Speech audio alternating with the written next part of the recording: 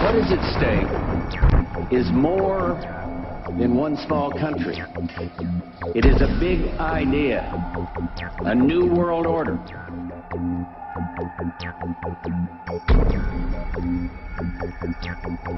And this is the best chance to begin to establish the new world order.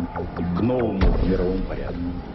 I think even that does not describe why the world has changed so much and why the world has turned so much toward a new world order and a new kind of civilization. We have before us the opportunity to forge for ourselves and for future generations a new world order, a world where the rule of law, not the law of the jungle, governs the conduct of nations. When we are successful, and we will be, we have a real chance at this new world order, an order in which a credible United Nations can use its peacekeeping role to fulfill the promise and vision of the UN's founders. When our founders declared a new order of the ages, when soldiers died in wave upon wave, I believe is our destiny of success in this new world order.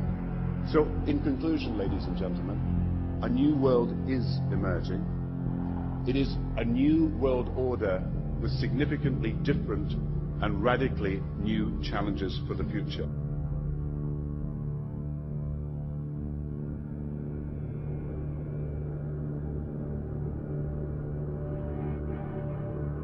From 1945 and the end of the war through 1989 and the end of the Cold War, we had a worldview. Republican and Democratic presidents alike, from Harry Truman to George Bush, stood for freedom and stood for certain propositions that would make America strong and healthy and grow the middle class and shrink poverty and stand against communism. And after 1989, President Bush said, and it was a phrase that I often use myself, that we needed a new world order, and instead it looks like we got a lot of disorder. Give them a stake in creating the kind of world order that I think all of us would like. There's a need for a new world order, but it has different characteristics. And as elected president, official in charge of their protection, I couldn't do anything about it. But the point here is, it's not about me, it's about the idea of freedom. It's about the future of the whole region. It's about the future of Europe and a new world order. And what I think is that France said yesterday or the day before that they want one world order, a new world order, at the end of this event. 2 nights ago, the government used $900 billion of your money to give loans to businesses and guarantee those loans. Did they even ask you? We'll talk about this wild spike in oil and then all the things that you know, the New World Order in effect on Wall Street. On the back of the dollar bill, you see the symbol on the left-hand side of the bill, which is annuit coeptus, which means our enterprise is now a success, or our enterprise is crowned with success. Annuit coeptus. So you're saying, fine, so you have an enterprise and it's now crowned with success. What enterprise are you talking about? Novus ordo seclorum. Novus is novus, meaning new. Ordo is order, and seclorum is where we get the word secular, meaning the world. So it's new order of the world, the new world order. George Bush's new world order is now a success. Bill, you've heard an awful lot of dramatic speeches and seen dramatic moments in times of great gravity for the nation. How would you assess this evening? This was a stirring address, in my view, shorter than his father's speech when he announced the New World Order. 1934 is when the Federal Reserve actually finally took total control of the United States monetary system, and that's when they said it is now a success, because this is a symbol, this is an emblem of a secret society of Freemasons called the Illuminati, the German Bavarian Illuminati. They were a secret society founded in the south of Germany. They were called the Illuminati, the illuminated ones, the enlightened ones.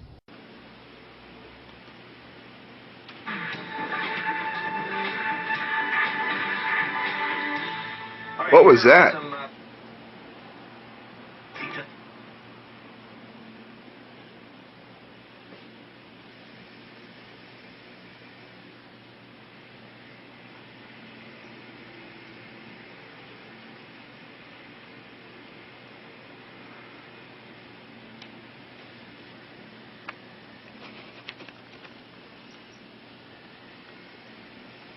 How do you feel about recruiting?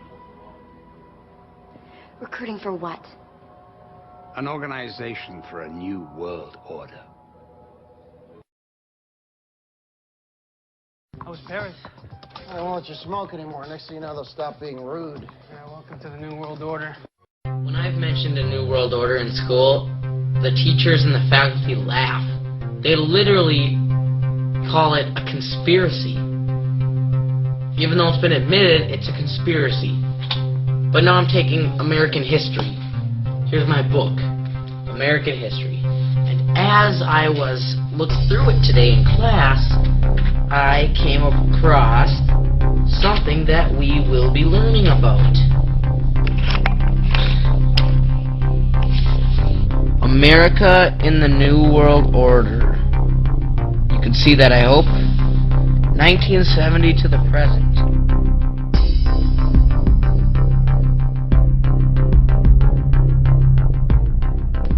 They talk about how NAFTA is a big part of the New World Order.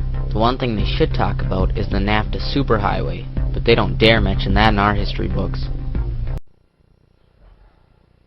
Tonight, a proposal for an expanded so-called free trade zone from Alaska to the tip of South America. It's a plan from the business elites, the political elites, that will cost more American jobs, cost American sovereignty, but it would fulfill the president's father's vision. Bill Tucker reports. It's not a new idea. President Bush talked about it back in 1991. It is a big idea, a new world order, where diverse nations are drawn together in common cause. Now, former United States Trade Ambassador Robert Zoellick is talking about it again with renewed vigor. This time, a new world order with business at the helm of trade and economic policy, advocating what he calls the Association of American Free Trade Agreements, a separate non-government entity which would include North, Central, and South America. What Zoellick is really proposing here is a stealth trade agenda. It's not a national agenda. He's proposing to set up what's essentially a private organization to try to achieve what he couldn't get done when he was the U.S. trade representative. And this is a business agenda. It's an agenda that goes hand in hand with the United States, Mexico, and Canada, working quietly and behind the scenes to promote a common market with common deregulation for the benefit of multinational corporations. It's an agenda that so far has resulted in an increase in U.S. corporate profits of 45%, while wages of American workers have risen only 3% in the last 5 years. The main danger raised by Zoellick's proposals is that the future of American international economic policy, which affects not only our nation's prosperity, but its national security, will be set not by the American people and their elected representatives, but by a small corporate elite that is accountable to no one but itself. Effectively surrendering the sovereignty of the United States. And as justification for trusting those who would have the authority, the argument is made that free trade promotes democracy and the welfare of the people. But Lou, one has to look no further than China to see whether that, in fact, is true. You know, talking about Zoellick's proposal, it's not Zoellick's proposal, it's Daddy's proposal. And people better understand that they mean exactly what they're saying. It's a new world order they're trying to create, and they're trying to do so not only without approval or consent of the governed in this country, but despite the popular will. This is a straightforward assault by the elitists in this country. And appreciate it, Bill. Thanks very much. Bill Tucker.